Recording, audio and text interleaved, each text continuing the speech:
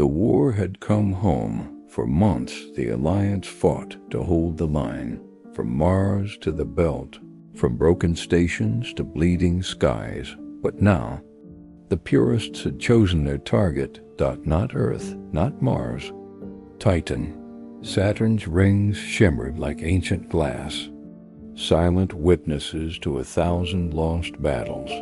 Beneath them, Titan glowed faint with life, domes patched, lights flickering, a fragile heart beating in the dark dot, and the Purists meant to end it.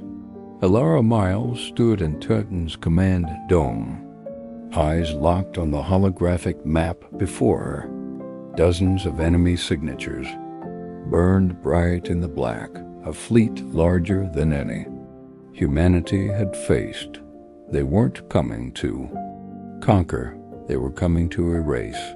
The First Alliance gathered every ship it could dot Martian. Destroyers, belt freighters fitted with weapons, scavenged from wrecks, advocate cruisers, sleek, fast, and scarred from old battles. Even broken Concord vessels now flew under new banners, a fleet of survivors, bound by defiance. Elara's voice echoed through the combs. We've rebuilt before. We'll do it again. But if they think Titan will fall quietly, they've forgotten who we are. Her words spread like wildfire across ships and stations.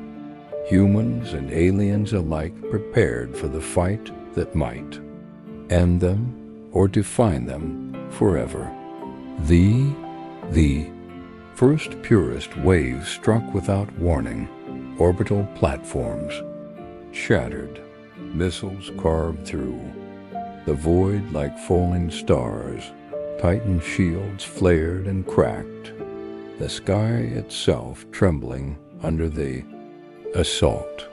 Alliance ships surged forward to meet them. Martian gunners roared vengeance. Belt captains rammed enemy cruisers with suicidal precision. Advocate fighters danced through fire, protecting human freighters like angels of light. But the Purists were relentless. Their fleets moved as one, cold, perfect, merciless. In Titan's corridors, civilians huddled in silence. Children pressed against steel walls, listening to the thunder of war outside. Alien refugees held human hands, and somewhere, in that fragile quiet, a whisper passed from one voice to another. We will endure. On the surface, Kieran's old command post burned. Elara stood where he once had, watching the heavens tear themselves apart. You'd hate this, she murmured. You'd tell me to run, but her hands never left the console. She ordered the counterstrike. The Alliance fleet moved in unison, human instinct and alien precision fused into something new, unpredictable, impossible. Alive, Martian cruisers drew the Purists toward Saturn's rings. The belt freighters dropped their final payloads, tons of debris, guided into orbit by gravity and timing. And as the Purist armada closed in for the kill, Saturn itself turned against them.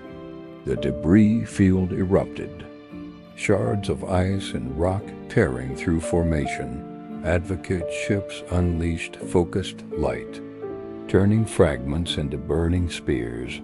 The rings shattered, a storm of beauty and death. The Purists fell back in chaos. Their flagship, vast and terrible, veered too close to the debris storm. It struck the rings and broke apart, burning bright enough to turn night into dawn. But victory had its cost. Hundreds of Alliance ships were gone. Titan's domes lay cracked, air leaking into the void. The rings of Saturn, once a symbol of calm eternity, were now a field of ruin. Elara watched the storm fade. Her voice was quiet, raw, but unbroken. We held, we paid in blood, but we held. As transmissions spread across the system, one truth echoed from Earth to the belt. From alien worlds to the deepest void, the Purists had been stopped. The Alliance had survived, but the price was written in the skies themselves. Saturn was broken. Titan was bleeding. But humanity still burned bright. Elara turned from the shattered window, her reflection haloed by Saturn's dying light. "We are the storm," she whispered, "and storms do not bow."